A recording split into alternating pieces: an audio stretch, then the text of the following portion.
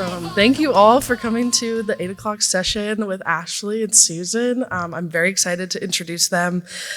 Susan is with us remotely here, so you'll see her face in a second. And then Ashley is here on stage with me. Susan, as a Pardot consultant for 10 plus years and Marketing Cloud, Susan loves collaborating with clients to show them marketing automation best practices while maximizing their confidence with Pardot's tools until they're ready to evolve to the next exciting stage. And then Ashley here with me is a Salesforce consultant based in Denver, Colorado. She focuses on marketing automation, has been in the Salesforce ecosystem for over 10 years as well. And when she isn't tracking down lead source data, she's spending time with her 8-year-old son building Legos or mountain biking. So just wanted to share a little bit about each speaker that's here today, and we're very excited to have them and share their knowledge with you. So thank you for coming. Hi, good morning. Thanks for joining today. I'm Ashley, Susan here with me. So just bear with us kind of on the back and forth, but I'll kick us off, pass it over. So we're here today. Just as you've seen, thanks to the sponsors. We wouldn't be here without them. So I want to give all the sponsors a shout out. So Susan and I used to work together. Here's our information. You can add us on LinkedIn. We work together at New Age. Here's a picture of us with our old team. I'm currently a consultant with an agency. I have done freelance both in consulting and in kind of just graphic and web design. Susan currently is, that's why we're here to talk about kind of doing it on your own. I'm glad to kind of be here and talk to you all. Please raise your hand, ask questions. We kind of want to be interactive. You know, we're here for you, so we have some information, but we'd love to hear specific questions as well. So thanks for being here. Here's really high level what we're going to talk about. How do you know when it's time to go solo? How do you get clients? How do you keep in touch with clients? Laying the foundations, kind of the business side of it. So talking about taxes, insurance, that piece of it, documentation, contracts, and then tools and systems we use. And we did reach out to a couple of our other friends and have just some general advice as well. And then, like we said, hear from you all with some questions. So Okay, Susan, I'll hand it over to you. All right, great. Hi, everybody. Thanks for getting up early and hanging out with us this morning. I am so sorry that I'm not there live. I really wanted to be, but life kind of threw me a curveball at the last second. And so I'm so grateful to the conference organizers that allowed me to do this virtually, and even more grateful to Ashley, who agreed to partner with me so that you have someone in the room, and she's fabulous. So I'm so glad that she's my partner on this. So thank you for the introduction. That means I don't have to explain who I am. And what I'll tell you is that I am an accidental solo consultant. Like so many folks in the last couple of years, I have experienced a layoff, did that last summer. And so I thought, well, that's no problem. I've been laid off before. I'll just jump in and get another job. And the last time it only took me a couple of weeks. Well, the job market's a little different. And so as I was hunting for jobs, I wasn't having as much luck as I was hoping I would have. And in the meantime, I had a couple of clients that I used to work with that were no longer working with the company. And it was the previous agency, not New Age, where we worked, that reached out and said, hey, while you're looking, could you help us with a couple things? And I said, sure. I also had a really good friend at Salesforce who also was hearing about people that maybe had some smaller projects, and he was so great and connected me. So without those couple clients and him, I would never have been able to make the leap to be a solo consultant. And so I ended up just to do it passing time and, I don't know, keep the lights on at my house. I decided I would try to do this. I am not an expert at this at all. And that's what's motivated this presentation is, here's what I learned doing it for the first year. I'm sure that there are some of you in the room that are experts. So if you know a lot of this, then maybe you can contribute some expertise at the end. So the first question is now the time to go solo? Well, with me, I didn't really have a choice. But there are some really great things about being a solo consultant. Now, these things, as far as I'm concerned, throughout the whole presentation apply whether you are a Salesforce consultant, a marketing consultant, a product consultant, doesn't really matter. One of the things is you get to take control back over your life. You get to decide what your schedule is going to be. If you want to knock off early on a Thursday, you might as well. You get to decide what kinds of projects you want to do, what approach you want to take those projects. You're never going to get handed an SOW that you have to roll your eyes at, because if you have to roll your eyes, it means that you didn't scope it right. So it's all your self responsibility. You get to brand yourself however you decide is most valuable to you, and you get to stop hunting for jobs, sort of. And we'll talk more about that later.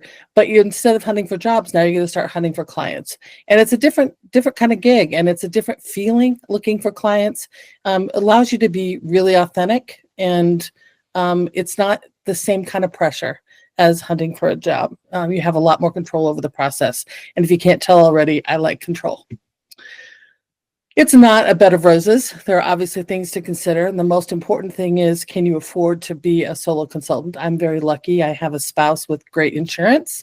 And so I had the freedom to be able to try this. But you want to be sure that you, like we said, can keep the lights on.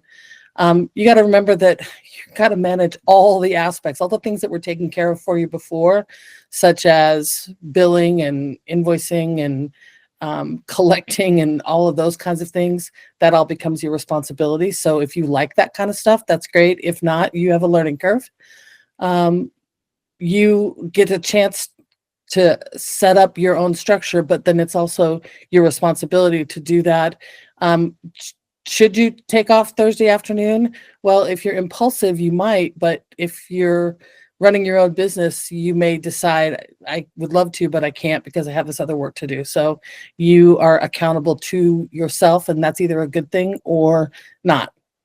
You're going to handle all your taxes, or you're going to hire someone to do it. You're the one who's got to go out and sell. You're the one that has to manage all the networking. And if you're somewhat of an introvert like I am, that you really have to put on your shield and go out into the world and do that. Social media makes it a lot easier, but it's a big deal. And then also, I don't know if you guys will experience this, but I think imposter syndrome is a real thing. Every once in a while I wake up and go, wow, I'm out here on my own. Who am I to say that I'm the one that you should be paying? What if there's somebody out there that's better? And you kind of get that feeling. And also it can be kind of lonely if you don't establish professional relationships, which fortunately I have. But sometimes you're just kind of by yourself in your basement or wherever your office is, and you don't have the back and forth with your colleagues. You don't have the team members who have strengths in other areas that you can just call across the room and say, hey, I've got this issue. What do you think I should do? So that's one of the challenges as well. I think that covers it. And again, we can go over some more of these at the end, but Ashley's brilliant on the branding side of things. So I'm going to hand it back over to her to talk about how you can start finding clients. Yeah. So whether you're on your own or at an agency, I think we all know finding clients is how we stay in business, that billable time. So kind of two big concepts here. The first one is branding. So finding your personal brand. We are fortunate that we have the internet so we can connect with people all over the place, so let's utilize it. When you're going solo, thinking about, are you going to be kind of broad or do you want to specialize? That's a choice. I mean, again, you would make that choice in a business. What's your market segment? What's your expertise? So thinking through how you want to handle that. And then what proof do you have?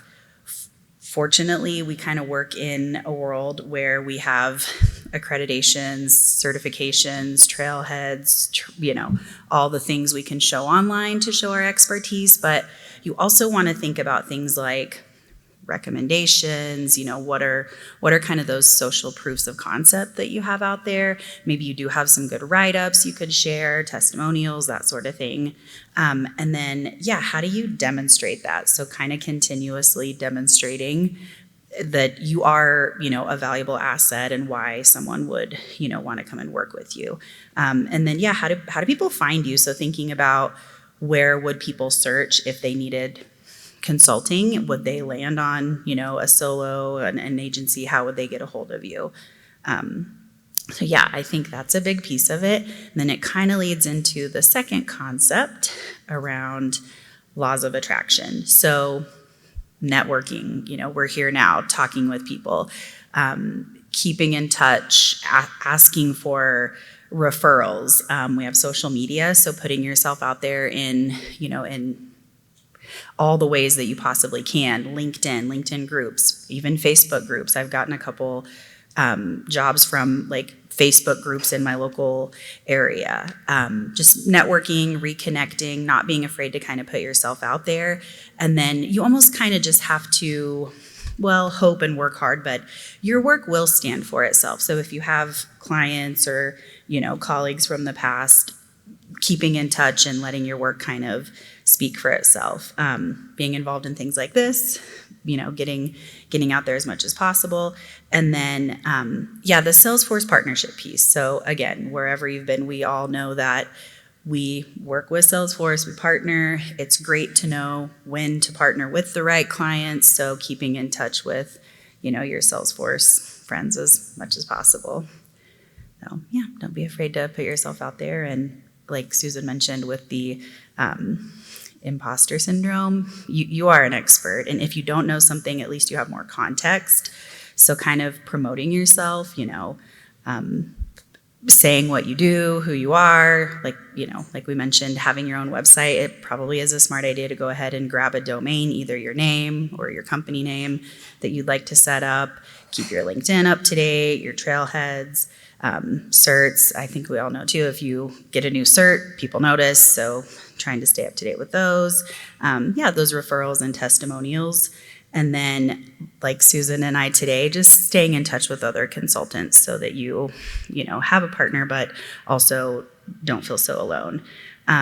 Caveats, things to look out for. Don't poach. That's a thing that does happen, but yeah, definitely you don't want to try to take clients from your former employer, anything like that. And then just being really positive, your reputation does go a long way. So being positive, supportive, kind of that give and hope to get it back, sort of thing. Just being aware of kind of the risks of it too, which will lead into what Susan's going to talk about next. But there are some, risks associated with going solo. What are the exact implications along the way as well? So.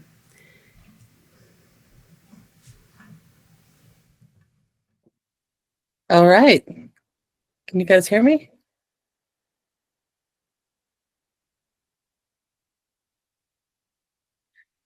Okay. Sorry. Okay. On that last slide, I just want to mention a couple things. So you saw that the website was at the top. I'm fully transparent about the dumb mistakes that I've made in the last year. And I was so proud of myself because I set a website up and I used WordPress and, I figured out how to do it and it looks good enough for what I needed. But what I forgot to do was make it crawlable. So I did a search just recently and I typed in Susan Baird Consulting and couldn't find it. And then I realized, oh no. So I think I did that initially because I wasn't sure I wanted to do this freelancing thing. And when I was looking for jobs, I didn't want potential employers to think I was also freelancing.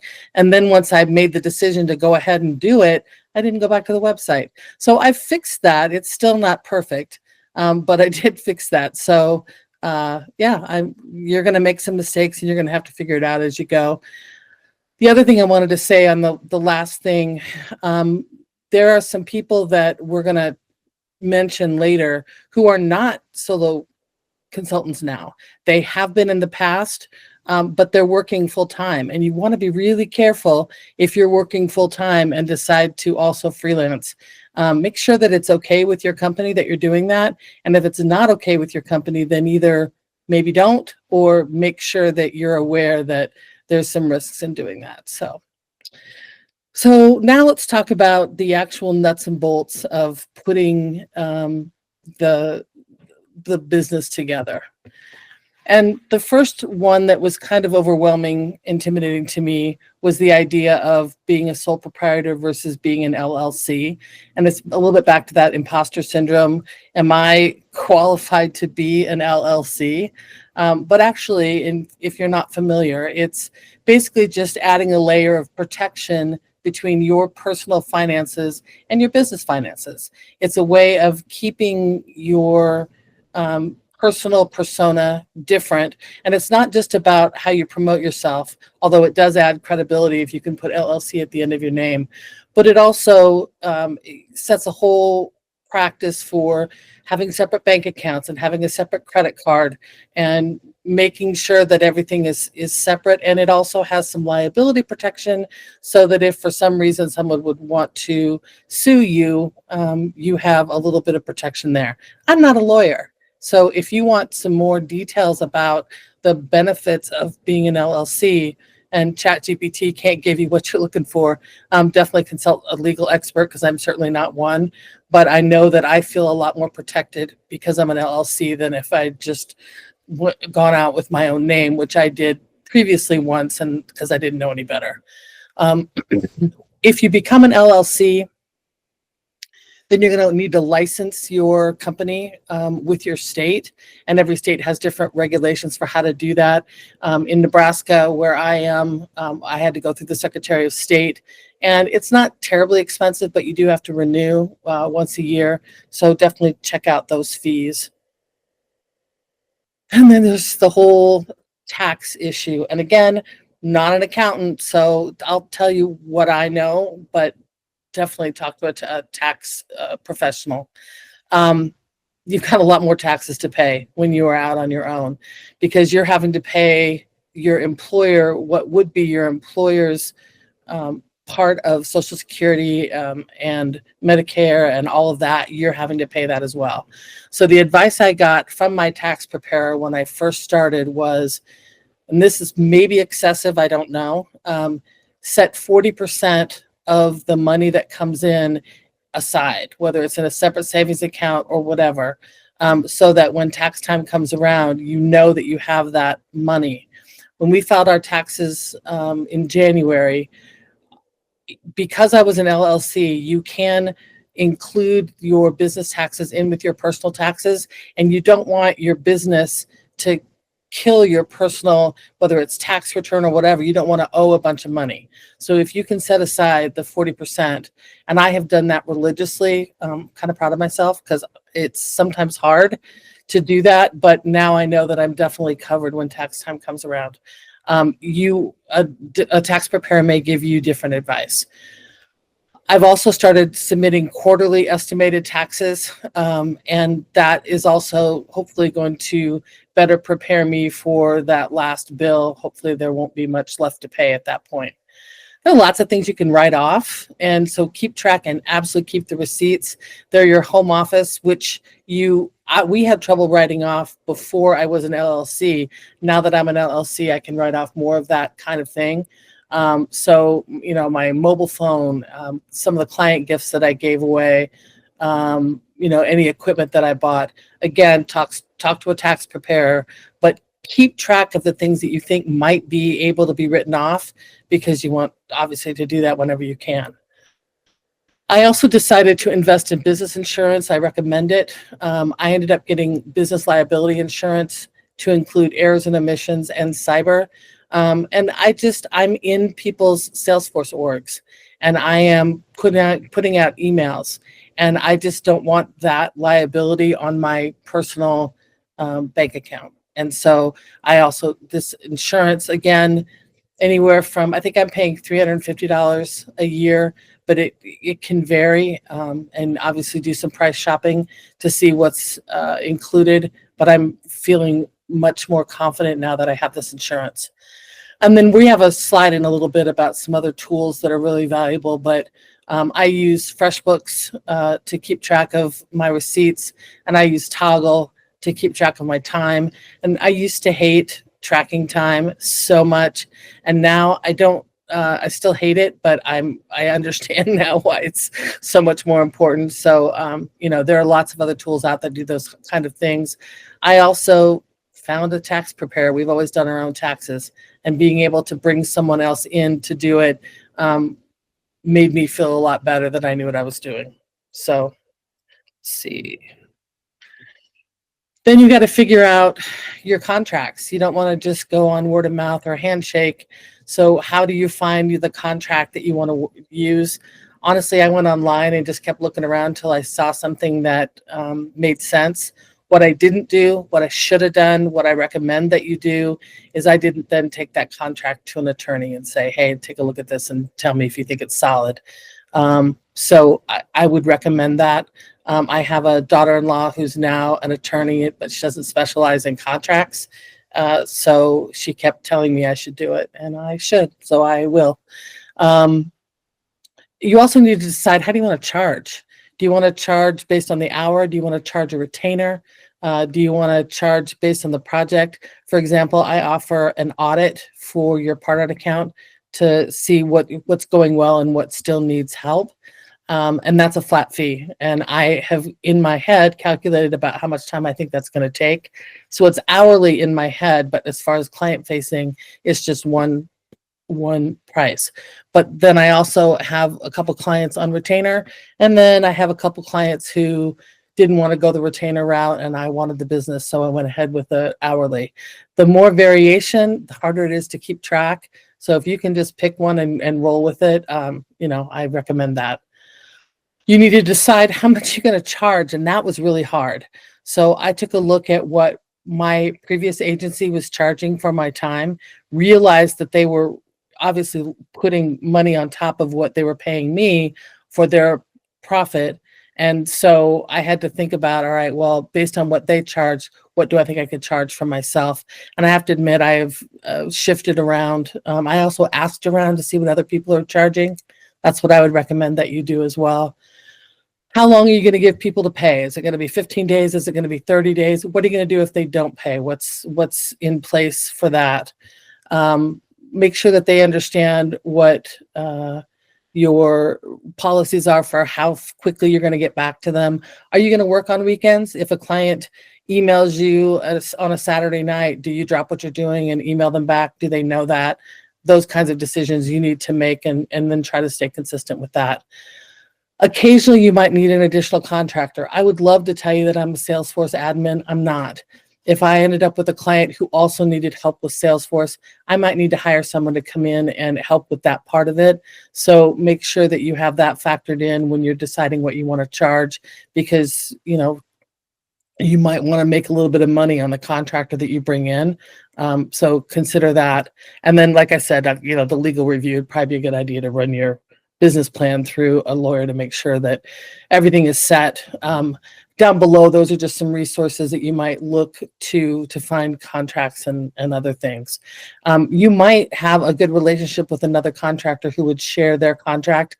I would be nervous about sharing my contract because it hasn't been legally vetted, and I wouldn't want to set somebody up. So here, like I said, some of the tools. I'm not going to read through all of these. I'll tell you real quick. I already said that I use Toggle for time tracking. I use FreshBooks for invoicing. I used WordPress to set up my site. I don't use Calendly, and I probably should. I don't use a CRM. I hope to get busy enough that a CRM would help. I think there's some really good features as far as keeping track and of kind of to have a CRM. And last thing, over on the communication side, I do use the Google Suite because it was less expensive. I use Zoom, and I love Otter, and there's a lot of other Gemini, some other services that do what Otter does, but I love that I can just turn Otter on and it records the meeting and comes up with the transcript. Helps keep me organized, and it also helps summarize the meeting for other clients. So feel free to, if you have questions about that, either ask us at the end or you can reach out on LinkedIn. All right, Ashley. Yeah. Okay, so like we mentioned, Susan did a really great job kind of reaching out to some of our friends in the ecosystem, and we heard some, what are some tips that they've kind of run into, and how, what advice would they give us? So this is Jen. She's on the marketing side. If you're in the marketing world in Salesforce, at all. You've probably seen her on LinkedIn. She's super smart, just really stays kind of on top of what's going on, studies, kind of puts herself out there as an expert and a trailblazer. She has her own thing going now. She's kind of been, same like we mentioned, in agencies and companies on your own. I think the biggest kind of takeaway that we felt we heard from her was it's kind of some highs and lows. Not every month is, going to be your best month, and other times you have a lot of work. So you just kind of have to be prepared for the ups and downs of it. It's definitely not steady, but yeah, she's great. I mean, yeah, LinkedIn, like I said, she's a great resource to kind of just follow and watch her post. She comments on things, and she also fits into that law of attraction concept that we mentioned around if you genuinely called her and you couldn't figure something out, she probably would get on the phone with you and help you figure out a technical problem. She puts herself out there that much. So each of us have personally called her for different reasons just throughout the years. Okay, back to you. One thing about Jen is you can reserve time with her through Calendly, and you can always buy her coffee or some sort of way to reward her for her time. Yeah, she's amazing. Another person that I think is totally amazing is Alexandra. I admire her. She went out on the Dreamin' circuit this summer, had never really given a presentation, and decided, let's just jump into the deep end of the pool. And I think she was at 5 or 6 different Dreamin' events, presenting about the new Marketing Cloud Growth and Advanced, which is something that's kind of cutting edge. Not all of us have figured all of the intricacies of that out because it's a fairly new approach. And so I really admire her. She also really has her business together. She was the one that reminded me to try to templatize, setting things up so that you can reuse them over and over and you're not trying to tackle a new situation every time. She's also the person that every time she got back from a Dreamin' event, not only was she posting on LinkedIn during the event, but she was always calling people out that she met and telling what she appreciated about those people. And so you can imagine that not only does calling those people out make them feel good, but then her comments show up on their LinkedIn feed. So I really liked that approach. She will talk to anybody, anytime. In fact, the reason I know her is she reached out to me out of nowhere on LinkedIn and we became fast friends. So Alexandra's another really great person and champion, which is awesome.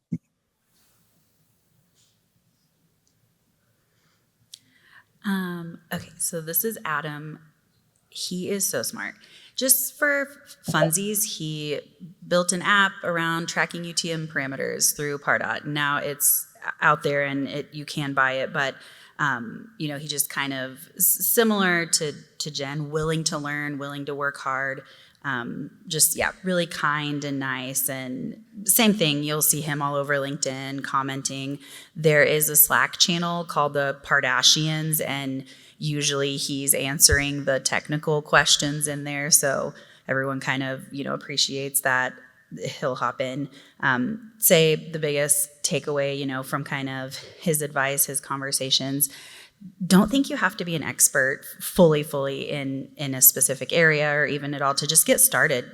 Determination, following up goes a long way. People are just looking for help. And if you are a good resource, reliable, that goes a really long way. So just getting started, I think don't be afraid.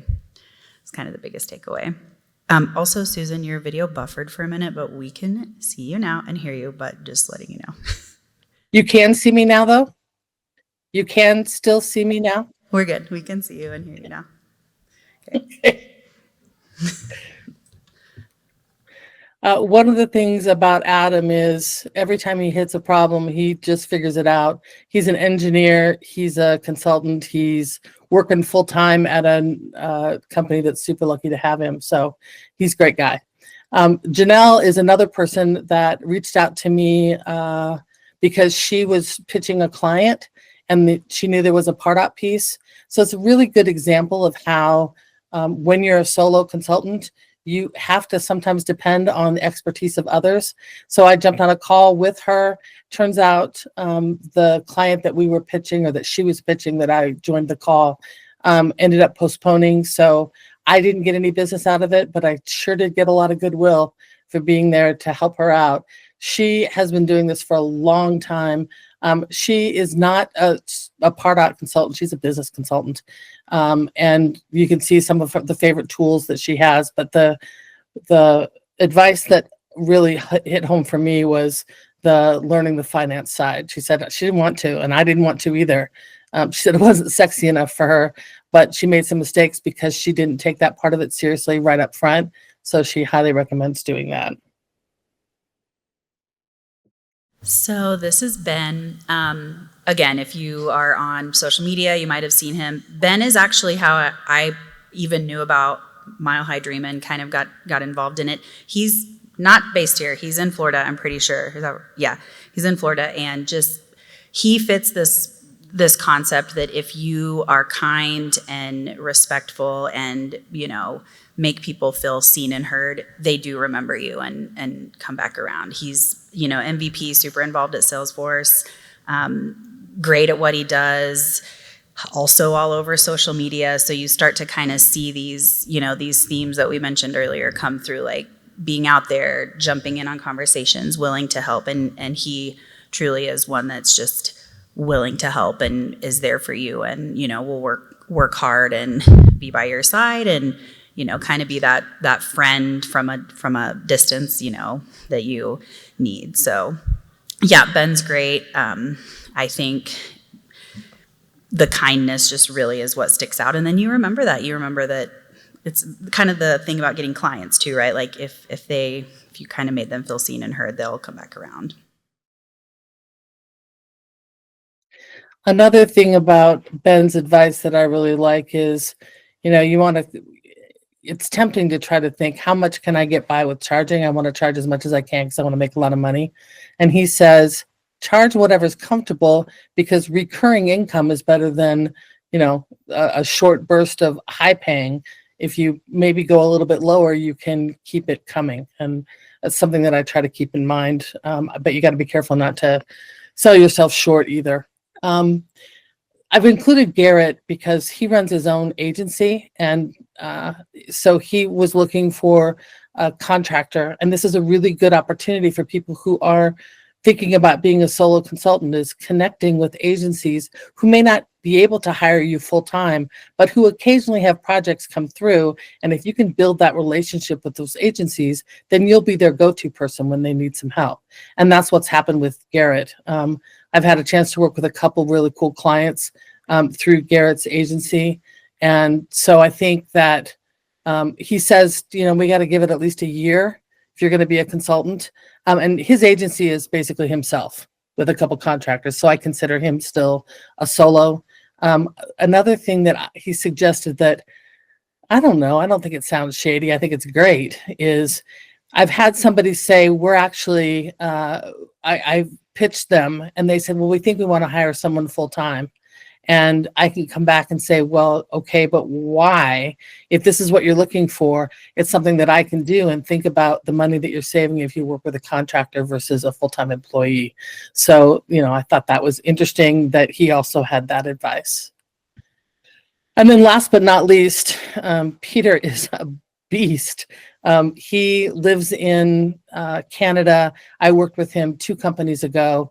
There isn't anything that Peter doesn't know, and he will be sure to let you know that he knows it. He was a little off-putting at first, but he's true blue friend, and he had some of the best advice that I got from all the people that I interviewed. And one of the things I want to tell you is there's more advice that these folks provided than we could fit on the slides.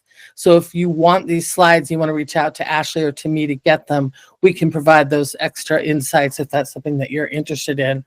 One of the things he said is it's okay to only have a niche, which was good for me because really my niche is part out account engagement.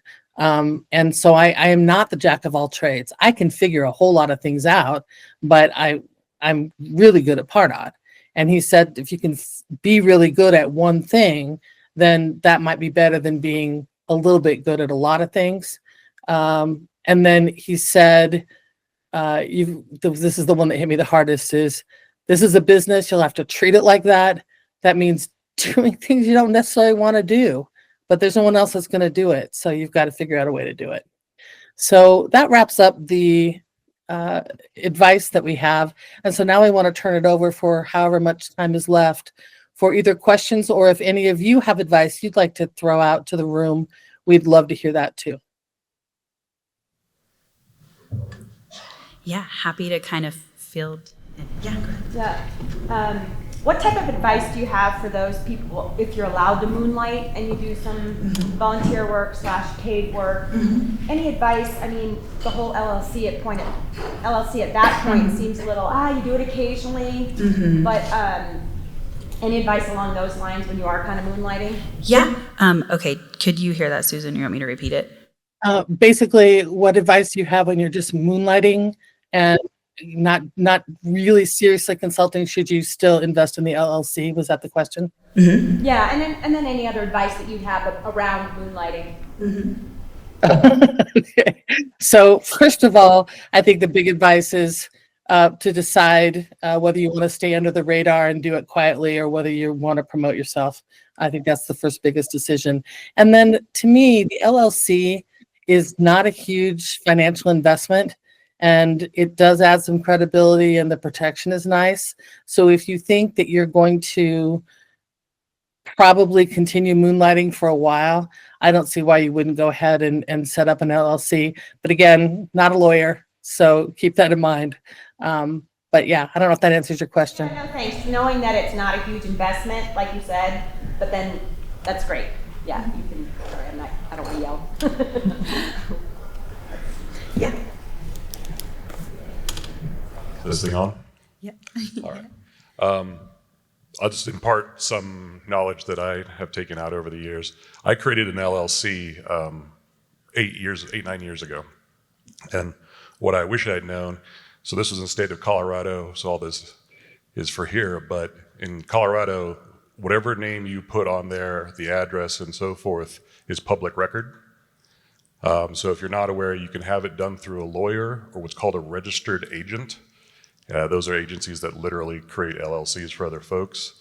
At least in Colorado, you have to have a Colorado-based LLC, or a Colorado-based registrar, in order to do that. So you might go searching LLC on the web and find that someone will do it for you. Wyoming, Nevada, and a few other places want to do it for you because they have some looser laws, but it may not qualify you in your state. So something to be aware of. LLC is just one of the naming options. Limited, limited spelled out, LTD, L period, C period is different than LLC. So whatever your literal name is using that term, you have to have something in that term that makes it LLC, is what you will be called by for all time, whether you have commas or whatnot. So make sure you do the one you want. And as I said, I did this 9 years ago, but not until this last week did I create a logo and put it on shirt here and walk around with it. I'm pseudo extrovert after being an engineering introvert for a long time, but just having something on a shirt advertising for you full time, I think it's a good idea. And Susan, I don't know if you know this, and I need to get into it more, but my understanding is as part of the Salesforce Partner Program, you actually get an org through it. So you're talking about not having a CRM. I think you could, once you apply, I think you get one. So I would really suggest checking that out, not only for the org, but they have lots and lots of resources, lots of things that you cannot get outside of being a Salesforce partner. Thank you for letting me take over. Yeah, that was really helpful. Thank you. Yeah, another question.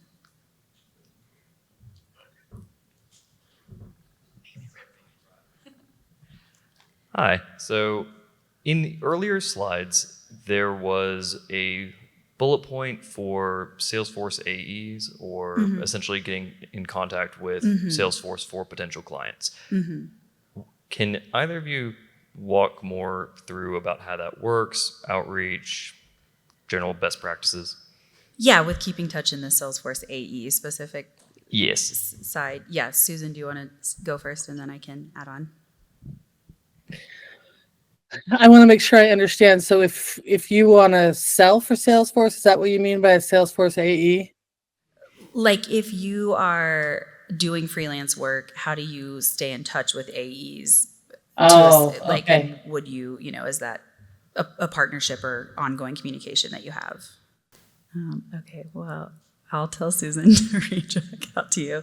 I would say my experience with that, is kind of just you keep in touch, and if there's opportunities, they can arise that way.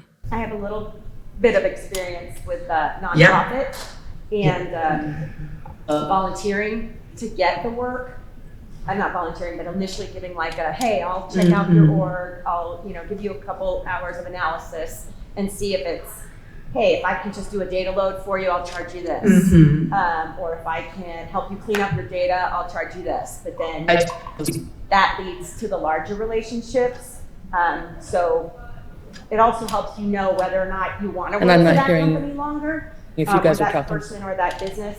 So my recommendation would be if you're starting off, volunteer work is great because it gives you an idea of, hey, if you have a cause anyway and you want to volunteer for them and get to know them, rather than doing something that you otherwise wouldn't want to volunteer, but you want to be a part of that organization, it's a great way to get your foot in the door. And then same type of thing, rather than jumping right in with a contract, which I guess probably you should have a contract for even if you're volunteering or a little bit or going in there a little bit, but sometimes it's those connections where you're like, yeah, I'll take a look at your org, I'll give you some recommendations, I'll do that for free. And then, and that usually leads to, like I said, knowing whether or not you wanna be part of that company, seeing their org and seeing how bad it is, versus, and then same kind of thing, knowing if it's a good fit. I have heard the volunteer route as well. That was a really good point to bring up. Yeah, just volunteering for certain organizations and kind of helping out, getting your foot in the door, and seeing if it's a good fit, kind of both ways too. So, okay, so I think we're at time. Thank you for coming. Thanks for kind of bearing with us with the tech stuff and the dual presenting. I'm sure you picked up on it, but Susan and I are very happy to communicate, connect on LinkedIn, continue to answer questions. I mean, I think you should honestly reach out to Susan and just kind of chit chat more about it too. But yeah, happy to, connect and stay in touch. So thank you. Find your flow, follow the